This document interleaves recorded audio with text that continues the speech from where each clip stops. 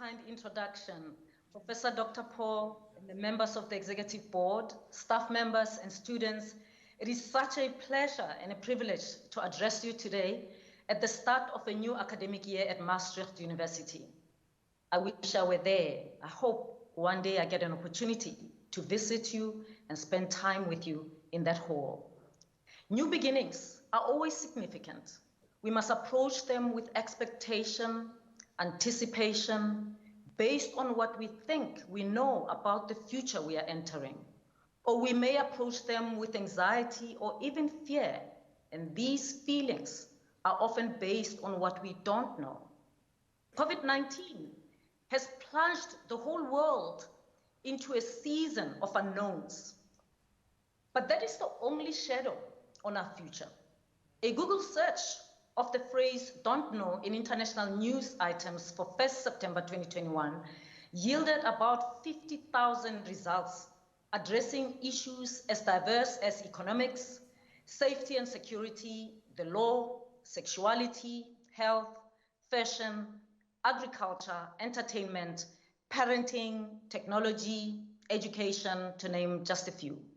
In many cases, the phrase "don't know" was in the headline of the news article. This is just one illustration of the uncertainty that hangs over our lives. Every unknown has the potential to unsettle us. But if we choose to unsettle ourselves, that is a different matter, because nothing outside can unsettle us if we have already unsettled ourselves, because then we are exercising our power to make disruptive choices. And a university environment is the perfect place to develop our disruptive potential, because universities are places of ideas and innovation. Your university is a place where you can take the knowledge that we already have about a particular subject and combine it with new insights and knowledge from other disciplines to develop a more holistic approach to solving the massive problems the world is facing, as well as the unique, more localized problems our societies and neighboring communities face.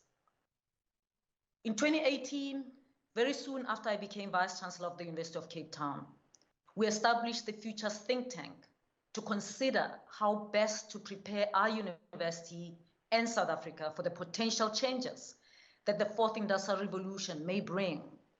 We concluded that as an institution, we must disrupt ourselves. We mustn't wait to be disrupted.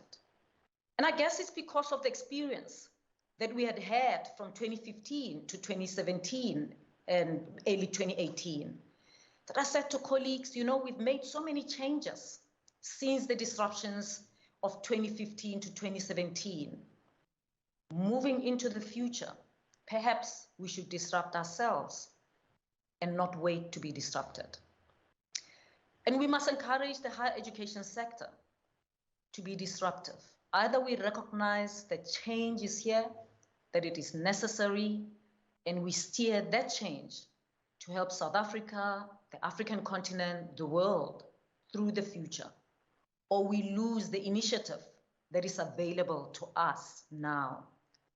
If we do not create the disruption to guide it, the truth of the matter is we may be disrupted.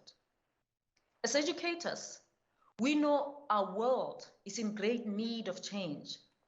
And I hope that you students who are listening right now share that recognition with my academic colleagues and want to be part of the solution. We are facing global-sized problems. COVID-19 is, of course, a critical concern, but it is only one of the many health risks that we face around the world. We also need to address climate change and sustainability of energy resources, poverty and inequality, even in more affluent countries, gender inequality and sexual and gender-based violence, the migration of people from areas of war and economic need, urbanization and strain upon infrastructure and resources like water, electricity, housing, waste disposal and roads, and the general collapse of public trust in leadership, which suggests that most people no longer believe that national presidents, chief executives, or even university vice-chancellors are credible anymore. We also recognize that whom we lead has changed. The young people and the people we lead generally in our universities today are very different from those we led 10, 15 years ago. We now lead what I call Generation C, which is not an age group, Generation C, but it is a powerful new force in consumer culture. It is a technology-driven or technology-based generation, which embraces a set of attitudes, values, and behaviors that are completely different from traditional views, especially in the Western world. More than 90% of Generation C sleep next to their smartphone. They inhabit the world of videos, memes, mashups, and social media. They eat, sleep, and breathe the internet. Social media is their language, and there are students, are alumni, staff members, donors, and collaborators. The mindset they promote is characterized by very simply as putting people and the planet ahead of all other goals, including profit. As a leader, I want to understand and get to know this generation better. And so that's why I'm active on social media, not only to talk to Generation C, but also to observe and listen to their message to each other and to us, their parents and teachers and leaders. And of course, being a vice-chancellor on social media and doing the things that I'm doing, it's somewhat disruptive. The message, however, that I hear when I'm there, that resounds through these millions of communications is change or transformation. But let's face it, transformation is not easy. It is hard. So I just want to look at just 3 reasons why transformation is so hard. First, is that transformation is a system problem. Organizations, institutions, groups of people, and even individuals strive for congruence. And congruency means that organizations are designed to produce the results they are getting. Somewhere inside all organizations, there has to be someone or a system that is satisfied with the current results of the organization. If not, the organization will transform very quickly. Take, for example, while a particular promotion policy based on seniority might make it difficult to put the most qualified person in the job, the human resources department might want the seniority system to stay because of its simplicity and defensibility. Another example is that of UCT, which has been the top university on the continent. But transformation has been very slow. We've started moving faster, but it's been very slow over the years, and we get criticized all the time. And when I took office, I wondered why. And this is because some people within the university have an idea that if we transform, then we will lose the excellence. That's congruency, right? In their view, it is the very thing that makes the University of Cape Town successful, which has slowed down transformation over the years. And so they put transformation and excellence in competition. And this creates cognitive dissonance. Individuals cannot hold 2 contradictory ideas in their head. The dissonance would produce stress. Thus, if an individual wants to lose weight, for example, or make money, make more money, or attract a better mate, or yet they cannot, then there must be a reason for their inability to transform.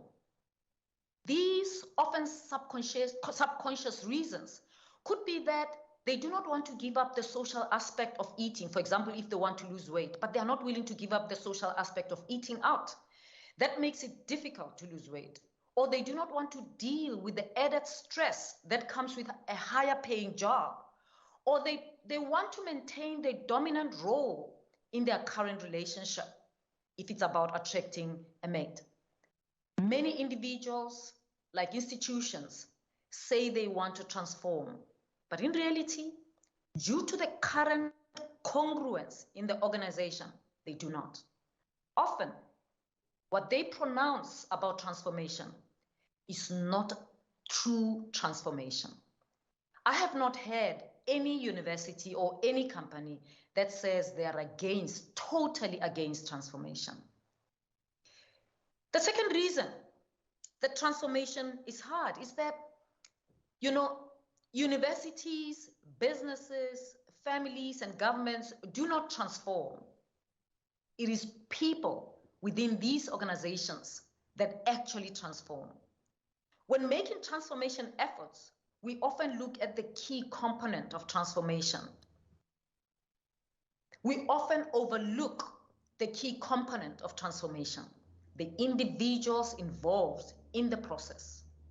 It is people who make cars and computers. It is people who have conversations and interactions in families. And it is also people who teach and do research in our universities. If you want better results, you have to get those results, not from the university, but from the people within the university. Think about a soccer team. If a soccer team is losing games and you want them to be a better team, what advice would you give them? You would not build a better stadium or buy different soccer balls or different new kits for them. It wouldn't change anything. You try to improve each soccer player's skill and desire to become a better player. Yet in organizations, it seems like we do everything but address the skills and desires of our employees. Of course, it is true that sometimes tools, technologies, and methodologies are needed for transformation. However, when used alone, they are insufficient and often move the organization backward. UCT offers, for example, the best financial aid in South Africa, and we've always done that over the years. However, our university became the center of the Fees Must Fall protest between 2015 to 2017. In 2015, the protest started with Roads Must Fall, and then they moved on 2016 to Fees Must Fall, and UCT was the epicenter. And one wonders why. And here's the thing. While providing financial aid, Fees Must Fall was basically about we want free education. And at UCT, if a student is poor, but they have succeeded in being admitted, the guarantee was we will sort out the fees. You just come and study. But here's the thing. Whilst providing financial aid to students from low socioeconomic backgrounds is important, it is not sufficient for transformation. In fact, it creates more of a problem because while the support allows more poor students into the university, the environment continued to treat them like they are done a favor. And so they must be grateful, assimilate, graduate, and leave. And that's what created the resentment and anger and thus protest. And so I came to UCT in June 2016, and it was surprising when I asked the students, but what's your problem? You're getting everything. And they said, well, that's not what we're talking about. Don't try to shut us up with paying our fees. We don't want to be assimilated into the culture of the institution. They wanted the culture of the institution to be transformed. That's not easy. The third reason that transformation is hard is that transformation is a heart conversation. It's a heart conversation and not a head conversation. People know they should transform, but for some reason they do not. If you were to ask people how their university could be transformed to be more inclusive, more people will give you a lot of ideas. People have a lot of ideas out there. They may say they need to set up a graduate development program for newly qualified graduates from designated groups, and so on and so on. The creativity would go on. And if you were to ask them, how would that kind of transformation be beneficial for the university? They would also list many areas of improvement of the university's competitive edge, creativity, growth in the quality and impact of our research, and the kinds of graduates we would produce. Yet, when they are asked if they're actually making these improvements, the same people will usually say no. And again, they have many reasons as to why they are not able to transform. So if people know what to transform, but are not working on making the transformation, the question is why? And answering this question is not going to come through education, knowledge, or reasoning. This is because transformation is as much an emotional issue as it is a mental issue. People are comfortable in their comfort zone. Herbert Simon, an American economist and political scientist and cognitive psychologist, calls this phenomenon satisficing. Instead of striving for the best outcome or the best solution, we base our decisions upon what is acceptable. After all, our current situation is always acceptable because if it were not, we wouldn't be in it. What satisficing does is that it lowers the probability of transformation. Notice that I said our current situation is always acceptable, not effective, not successful, just acceptable. Also, the congruency of the organization offers a known level of comfort to the organization or institution. Transformation represents the unknown. So it's scary, and thus people are often afraid of what life would be like if things were done differently. And that's why every time in a university you get an unusual leader, maybe like myself, too small, too black, too female, too this, there's always a little bit of a shake-up because people are wondering, how would things be done differently? What is this different?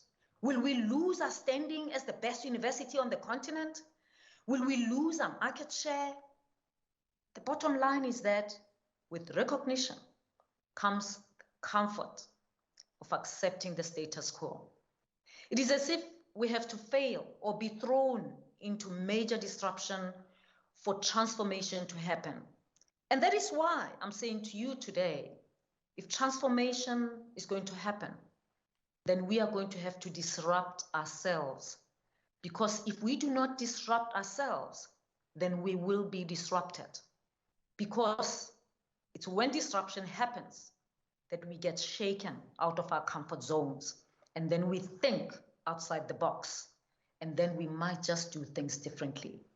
And this is exactly what I said to the UCT community when I took office in July 2018. It wasn't an easy conversation, but it was a necessary conversation. And I want to show you a slide just quickly that I showed to my colleagues who at UCT many years ago, in 2018, when I said to them, let's think about disrupting ourselves. And I challenged them to go with me into the discomfort zone, into the state of discomfort. I made them aware that actually we have been enjoying the luxury of being comfortable as a university. We've been so in the state of comfort, in the comfort zone, that people were scared to be in the discomfort zone. And what happened with the protest of 2015 to 2017 is that the university was thrown into the alarm zone. They were in this alarm zone. And the alarm zone is overwhelming, it's difficult, it is terrifying. And so a lot of people were traumatized. Lots of students dropped out. But we don't have to wait for the alarm zone. We can take ourselves to the discomfort zone. And in the discomfort zone, there's challenges, it's a little bit scary, but it's interesting. We are alert because we are in a discomfort zone. The danger is being in the state of comfort. That is undesirable Because once we get into the state of comfort, then we stand the risk to be disrupted ourselves. And we at UCT began the development of our Vision 2030 with a simple question. The world is changing.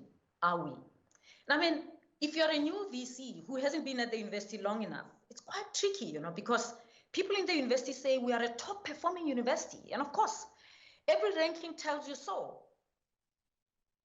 But here's the thing. It is so easy to be comfortable in our success and never change whilst the world is changing around us. And that's why I said to my colleagues, the world is changing. Are we? How long are the things that we're doing? How long have we been doing them? After investigations into the likely scenarios of what the rapid changes in our world were bringing and would bring, we realized that our choice was simple: to disrupt ourselves or be disrupted. But disruption doesn't have to be a negative action. Instead of having a vision statement, we decided that we're going to have a somewhat disruptive statement, and we called it a massive transformative purpose for our Vision 2030. And so our massive transformative purpose is unleash human potential for a fair and just society. And this massive transformative purpose was debated hotly because some members of my leadership said, but this doesn't sound like a university. Obviously, we can't change the whole of society. Of course we can't. But if we do not put our eyes there, we might just rest in our comfort. But the truth is, we are constantly unleashing human potential as universities. And so we've got to ask ourselves, why and to what end? And so we agreed on we are unleashing human potential for a fair and just society. That's what we want. Because we see disruption's potential to change the world for the better. And this new institutional strategy is built around 3 pillars. And these 3 pillars are fundamental to UCT's academic project. And I want to share them also a little bit here. The 3 pillars are excellence, transformation, and sustainability. Excellence, which is our commitment to the highest standards of scholarship and research. Transformation, which is our commitment to include a diversity of voices and perspectives in our definition and presentation of excellence. And sustainability, which is our commitment towards the long-term future of UCT, and in that way, towards the future of Africa and the world. None of these pillars, I argued to colleagues, can stand alone. At UCT, we recognize that excellence without transformation, or excellence without the transformative power of diversity, can and will exclude marginalized people, and it will reinforce the narrow ways of thinking that we are trying to disrupt. And similarly, transformation needs excellence to produce lasting change and solutions that will take us into the future.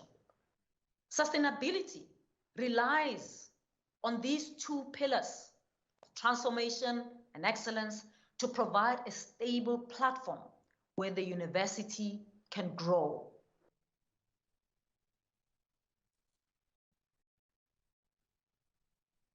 Vision 2030 focuses on UCT's identity as a global university in Africa that is committed to unleashing human potential across Africa to create a fair and just society. To unleash our potential, we need to recognize, identify, and address the ways we have leashed our potential as human beings. Because when we limit our potential as individuals, we also limit the potential of organizations we work at and of entire sectors and disciplines. So in our journey to unleash human potential, we recognized that we need to disrupt the old ways that are limiting that potential. And this requires us to look into what we do, how we do it, and to have the courage to explore how we can introduce new ways of teaching, learning, and research. It also requires us to be open to the idea of dissent, to the practice of hearing and considering different voices, even when it may be uncomfortable, especially when it is uncomfortable, because the uncomfortable voices may be the ones we need to hear most. We need to take the time to understand what is being said by the dissenters and why. Universities in particular need to teach and practice the importance of listening and hearing other points of views.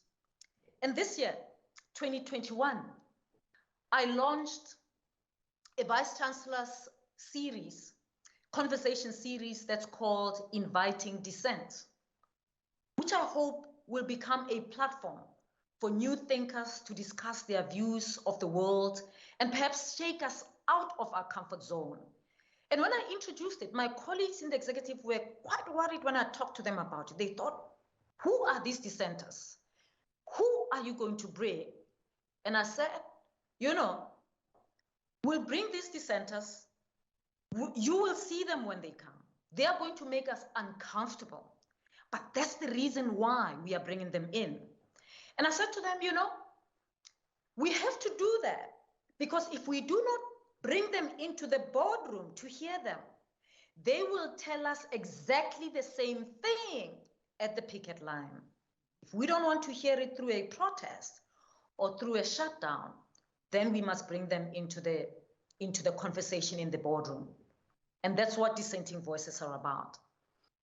And the first guest speaker is an activist who leads and is co-founder of an organization called Fossil Free South Africa. It's a climate change volunteer association that has been agitating for the University of Cape Town to disinvest from fossil fuel companies since 2014, before I even came to this university. And when I came in, of course, the issues were there. And everyone says, yeah, we care for the environment, but the decision is not made. Since then, we decided to launch the University Panel for Responsible Investment. And that panel has been hard at work. And by next month, we will present our responsible and sustainable investment policy for approval by Council. We are on a journey to disinvestments. From a point where they didn't want to be heard to now having, contributing to policy and getting us on a journey. And we are the first university in South Africa to get on this journey of disinvestments, and we aim to influence other universities. Not an easy journey at all.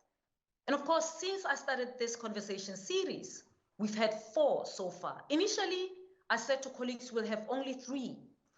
But after the 3rd, I got emails and calls and professors and members of council and many other of our committees saying, we've got to go on more. There's so much to learn. These people are telling us things that we don't know.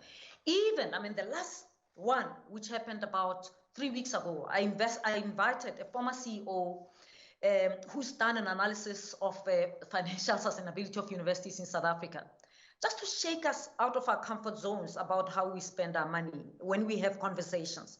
And it was incredibly interesting how everyone engaged, but everyone valued that conversation, particularly happening before we get into our budget conversation, because we'll get into that. No holy cows. Everything can be spoken about. But dissenting voices are about making space for voices that we don't always like to hear, that think differently from us, that want things to be done differently, and often are at odds with us. We bring them into the boardroom to engage with. And my view is that shouting a slogan or making an argument that is louder than anyone else's gathering a crowd that is larger and noisier than anyone else's, or using a position of power to silence an opposing view is not building our society or our ability to face the unknown. Universities have a responsibility to help not only students, but also academics and other professionals to be comfortable with the concept and practice of debate, dissent, and collegial disagreement, and most important, listening. This means that we need to make room for different voices to have a platform. This is why we have student representatives on committees and working groups that advise the universities on things like how to name buildings, or how we change our curriculum, or how we display and curate artworks, because these things contribute to how students feel about the university environment and their place in the institution. I know that this is something that Professor Martin has driven as well. Him having been the president of the Worldwide Universities Networks and coming to our conferences annually with students whilst I was Deputy Vice-Chancellor, I thought that's what we need in universities, not to have students being closed off to some of these discussions that we have. The more they know about what the conversations are about, the more they can understand the struggles of leadership and leading in an uncertain and rapidly changing world as ours. So thank you for the role modeling, Martin. One of the uncomfortable topics that arose early in the student protest that happened at the University of Cape Town in 2015 was the call to decolonize the curriculum in higher education. This was part of the transformation core at UCT. The members of our rather conservative, mostly white and male College of Fellows were particularly bothered late in 2017. I wasn't Vice-Chancellor yet, and they were bothered when one of the professors invited a controversial speaker on campus to speak about decolonizing science. This was an initiative of the UCT's Curriculum Change Working Group, a team that included members of the executive, students, and academics. I was Deputy Vice-Chancellor for Research and Internationalization at the time, but the issue kept brewing and brewing until I got appointed for the job in 2018. The issue was still brewing. When I took office, one of the things that my predecessor handed over to me was this massive issue. And he said to me, the College of Fellows is absolutely outraged by that invitation. They want an apology. They're demanding an apology, and you have to handle that. And I thought, an apology? Come on, this is a university. You can't apologize for someone who was invited to the university and they happen to have a divergent view that doesn't agree with many of us in the university. I didn't agree with him, the person who was invited. But whether I agree with him or not, it's neither here nor there. They've got a right and the freedom to state what they think. And I didn't even think that's the blueprint for decolonization. So I decided, after my predecessor left, I decided I've got to deal with this matter differently. I noticed, of course, our more traditional thinking academics are in the College of Fellows, because this is people who have established themselves as world-leading scholars. And so in my first meeting, I said to them, first item on the agenda, we've got this debate. It's on the agenda from the previous conversations of decolonization. And I know that you're not happy. What are we going to do about it? They said, apologize. I said, we don't do that. So I asked them, two of you in this room who want to talk to this issue of decolonization, because here we are making an assumption that we all agree on what this is and what it entails. And of course, oftentimes outside the College of Fellows meetings, when the debates about decolonization happen, they're always polarized. They're polarized between black and white. It's like black people want decolonization, white people don't. But then in the College of Fellows, It's majority white, it's majority male, there's a few women, and on that day, the two black people who are fellows were not there. I was the only one. And I said to them, 2 people, will give you time to prepare. The next meeting we meet, and we'll talk about it. And so 2 senior academics in our Faculty of Science agreed, volunteered, and the next meeting, they came prepared, and they are both male, and they stood up to present their views. Sort of their views about decolonization, their understanding, and how they view the current decolonization project in South Africa. And they were dismayed. Both of them felt that this is going to destroy the university. It shouldn't be done. They trashed it, and we gave them a chance to do that. When they finished, I said to the rest of the fellows, what do you think? And what happened was absolutely interesting, because suddenly there are no black people in the room. I'm the only one, and I'm chairing. The debate started separating between women and men. And at some point I stopped them and I said to them, did you just notice what happened? And one of them, who's a psychologist, said, I noticed, and it's very embarrassing. It should never get out of this meeting. And I said to them, why do we think it's happening here? But when we are outside the meeting, it's sort of racially polarized. Here, it's polarized along gender lines. And again, they all agreed it's about hierarchy of knowledge, about inequality, about whatever. And that brought a very rich conversation. And we had the following meeting, new presenters, and temperatures were starting to come down, and people were debating without fighting. And then when we finished, I said to them, now you as senior scholars understand decolonization debate. It's not an evangelism. It's not a thing to evangelize on. And you understand it, so you can go out and start conversations that are productive, that can lead to something, that are not polarizing.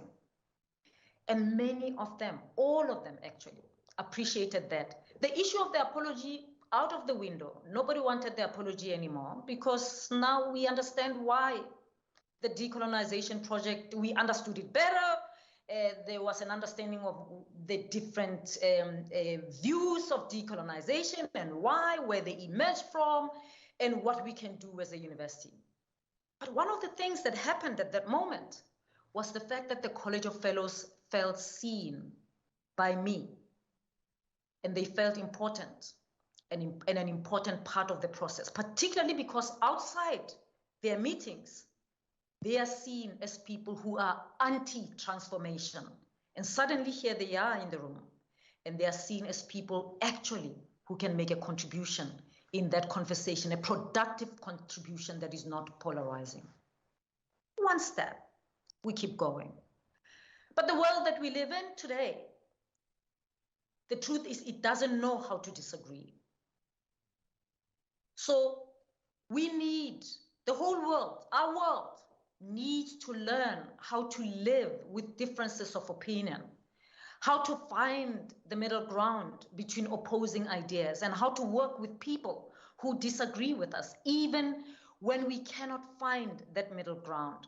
Our history under apartheid did not allow here in South Africa for much debate on critical issues. So it is a skill we need to reintroduce. But of course, if you think about it, the history of the world is the history of a coloniality, of conquest, of some nation ruling over another. So the idea of differing with people, particularly who look different, who think different, is not always easy. But this is also a concept that needs to be put in practice across the world of social media. The world of social media doesn't even know how to discuss. Too often public opinion is swayed by the number of likes or retweets or likes a statement received on Twitter, rather than by rigorous investigation and argument. And I believe that it is the job of higher education to disrupt ways of thinking and doing things in our society. And we can start by disrupting education itself, ourselves, how we educate, how we measure the outcomes of what we do. And Maastricht University introduced a form of disruption, I think, when you pioneered the problem-based learning education model in Europe. That was a bit of a disruption. And we have a young professor here from India, Associate Professor Sudesh Sivarasu. He's the head of UCT's Medical Devices Lab, and he teaches his postgraduate course on medical device design with just one requirement for passing. There are no tests, there are no assignments. The student must develop a medical device that successfully solves a specific problem. In this way, students are trained on next generation problem-solving techniques, and they gain experience in working within stringent industry requirements. And students are given an opportunity to go have discussions with clinicians about the needs out there. And successful students can then file patent applications for the products they have developed, or start up new businesses based on their course projects, or publish in peer-reviewed publications, or do all of those. So their pass is having a device that works. One of the open source innovations they produced is now used in 13 countries across the world. And this is a positive disruption. Innovations at UCT, of course, include Africa's only Hasso-Plattner School of Design Thinking, or the D School, and some of you will know that, which works across all faculties to develop creative or disruptive thinking and teamwork. And when it started, by the way, there were many people who didn't want the design thinking school. But one of the concepts we need to disrupt as educators is the idea of training graduates in a single discipline. And Maastricht University is also disrupting this idea. We know that climate change, for example, involves not only many different branches of science, but also economic decisions, legal decisions, transport decisions, how we build our homes and our own resources. For years now, we've been exploring ways to decolonize our curriculum and our pedagogy, to allow those who are first-generation university students at UCT, as well as staff members, to feel that they can relate to what they are learning, how they are learning it, and the general culture and environment of the university. And I'm especially concerned that we challenge our assumptions about higher education and research beyond the university. When UCT researchers this year held a webinar around the theme, Unleashing Knowledge in and for Africa, I suggested to them that we expand that theme to say unleashing knowledge in for Africa and with Africans. In other words, engaging people outside of the research community, co-creating with them the knowledge that we glean from our work in their communities. Serving Africa is something UCT has been doing for years. We are Africa's top-rated university, among the top 1.4% universities around the world. In the context of global university rankings, our excellence is beyond question. But as I have said, unless our excellence is working hand in hand with transformation, it will not make a real, sustainable difference in people's lives. And that is why we are pursuing a new vision that's centered around the 3 pillars of excellence, transformation, and sustainability. For knowledge and research to be sustainable, marginalized people around us need to experience the effect of that research and that excellence. They have to feel it in their lives, experience it in their lives and in the lives of those around them. But universities can go further in advancing research as a tool for transforming societies around them. People who may never set foot on our campuses, for example, need to know that research is good for them. They also need to realize that they can play an important role in the research process. By working with researchers and academics, they can transform their own lives.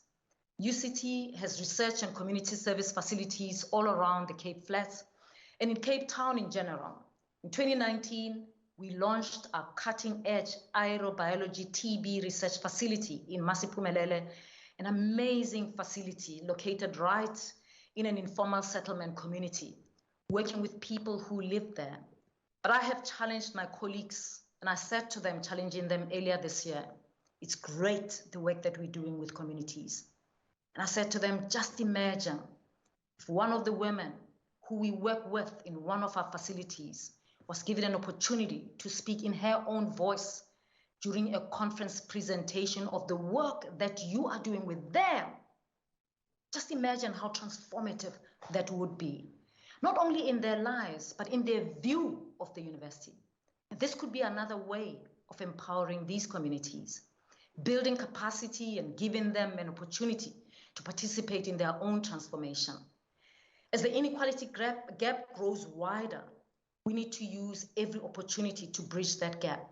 Caring for the poor must be a longer-term vision, not just in Africa or the global south, but in every continent, because in almost every country, people are becoming poorer and the inequality gap is growing.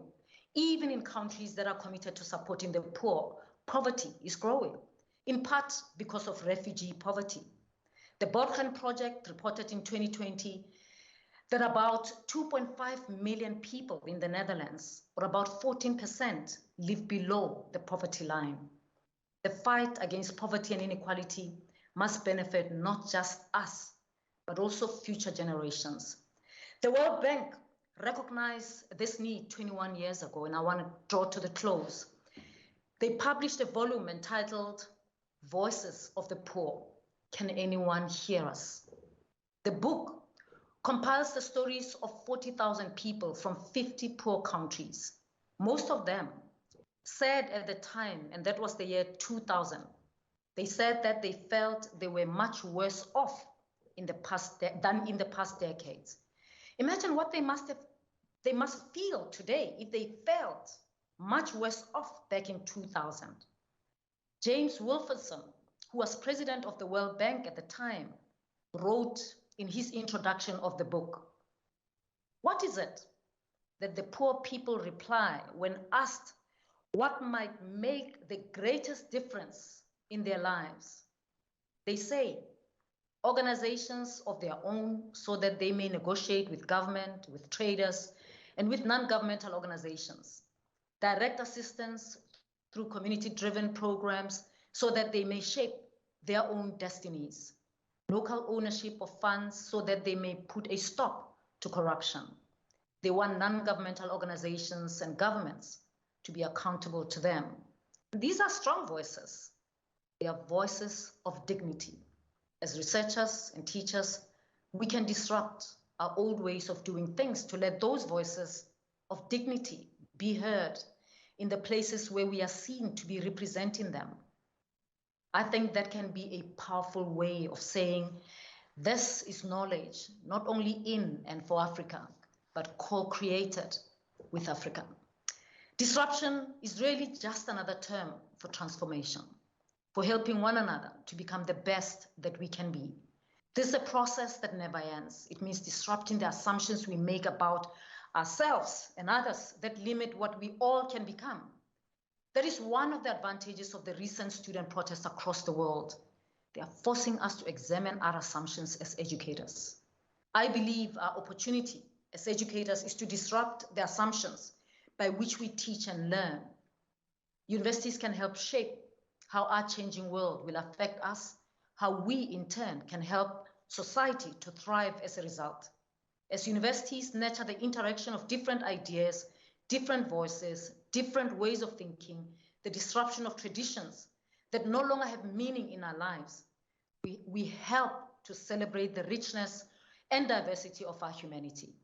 By creating spaces for dissent and engagement, we make space for society to grow. And in that growth, we strengthen ourselves and each other to be able to view uncertainty with confidence, knowing that whatever our circumstances may be, we will have the resources to help each other to thrive.